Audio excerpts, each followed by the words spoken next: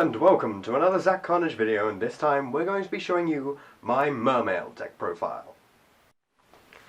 Okay, so here we are again looking at the Mermails. I've already done the combo video, so if you guys are interested in looking for that, I'll put a link up somewhere on the screen now, and that will be up there throughout the entire video. I did make a couple of little mistakes during the video. Firstly, you can't summon another marksman with a marksman, that's just ridiculous. But I didn't actually do that in the combo video. And then the other thing that goes on is generally for the really big northern pushes, I summon out a Bahamut Shark so I can get the Trite as well. If you're doing the OTK, you have to go for the Dweller because the Shark can't attack. Although generally you might not even need the Shark to actually put in damage at that turn. So without further ado, let's actually get into the deck profile for Mermails. So we start off with 2 copies of Max C. It's a special summon heavy format, so you need these cards. You have to be able to get through the deck faster, and I would rather be playing Max C than Upstart when you're getting so many free things from it. Then we play 3 copies of Teus. I put these in order of how important I think they are to the deck. Teus allows you to begin your turn by actually doing a huge amount of searching, so I think it's really, really key. We play 3 copies of Pike. Again, really, really key card. Unlocks so many of the combos, so you have to play this. Oh, sorry, another reason why we put Teus up high is because you want to draw it. It's not a Sea Serpent, so you can't search it with Dragoons. Then we play 3 copies of Gun to go with the Pike. It makes all of your combos way, way more consistent, and having it at 3.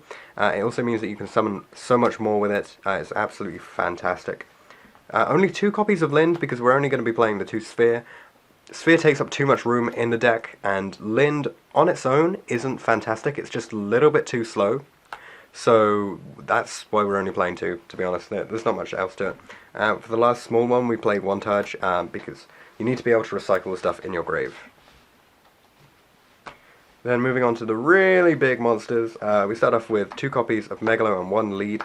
These are your... well, Lead is essentially just a 2700 beat stick. There's not much else to it, and it's a level 7. That's all that it does for the deck. Megalo is actually your damage pusher, because you get to tribute 1 and attack twice. So that's what makes the card good.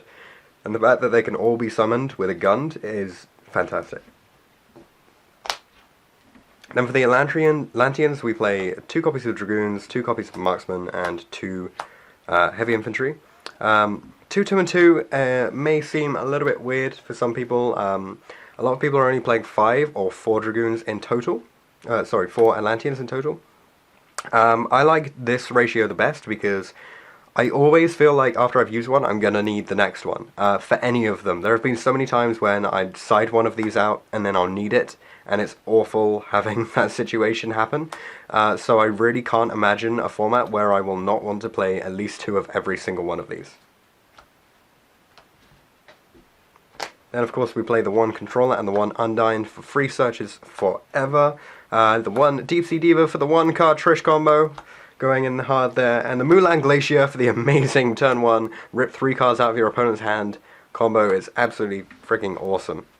Plus, you can keep returning this and then summoning it again, which is just stupid and broken. Moving on to the spells, 2 Instant Fusion because this is now a Northern deck. Yes, it works really, really well with Northern, so you have to play the Instant Fusion at 2. I may even bump it to 3, removing the Soul Charge. That sounds stupid, right? Because Soul Charge can do the same thing as Instant Fusion. No, Soul Charge will take out your battle phase. Instant Fusion you can still do an OTK with, which is ridiculous. But yeah, we're playing Soul Charge because you can put up a basically unstoppable field with it. That's the only reason why we play it. The 1 MST because you have to be able to counter Floodgates. This deck cannot deal with them at all, so you have to play it. And then we play the 1 Salvage so we can keep recycling the grave, and the 1 Raigeki so we can take out our opponent's entire field and then push for the game. Moving on to the traps, pretty simple lineup, just 2 Abyss Sphere for the Lins, as I said before.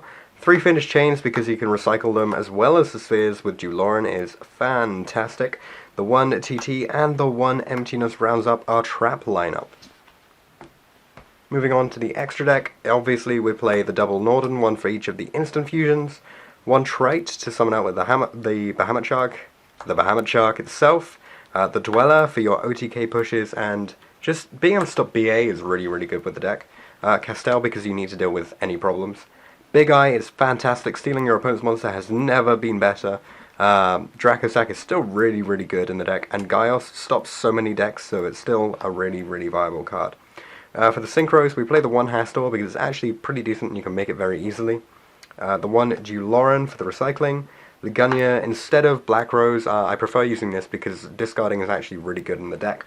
The 1 Trishula for the 1 card Trish combo, just needed in the deck. The 1 Leo, and of course, if you don't play it, you will get killed by it, so I do play the 1 Gaga Cowboy to steal the game.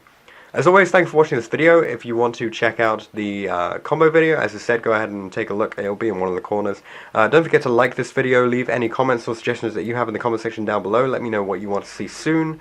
There are a whole bunch of duel videos which I'm going to be editing and uploading in the near future.